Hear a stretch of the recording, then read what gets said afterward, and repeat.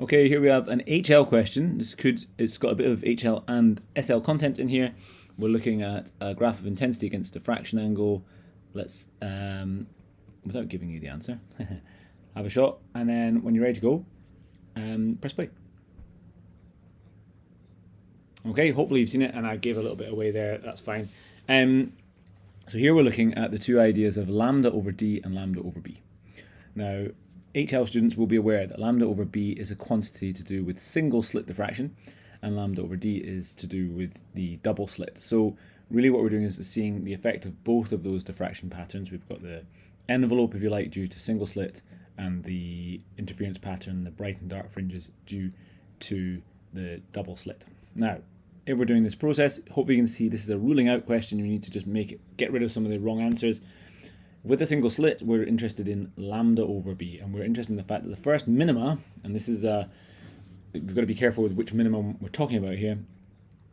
We're talking about this one here.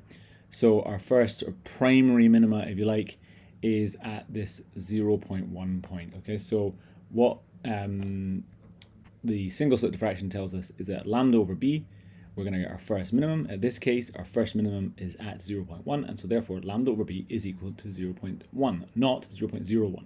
So we're taking this column here, we're getting rid of this answer here, 0.01, and this answer here, 0.01. We're then going to think about double slit diffraction. Well, double slit diffraction tells me the spacing between these two things is going to go with S equal to lambda d over d. And notice we're looking here at our lambda over d here. So that's why we're interested in lambda d for the double slit experiment. Okay, now, hopefully what we can see there, all right, we're thinking about angles. Probably need a diagram on here. If I have time, I'll add one in.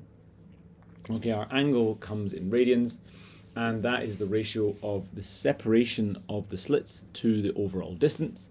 It's equal to lambda over small d, I should say, which is, as you can see here, 0.01. So this is our spacing, okay?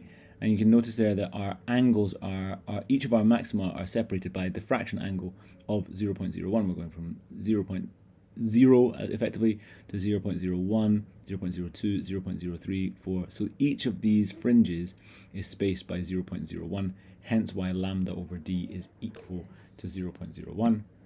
Okay, which is why the answer here is C.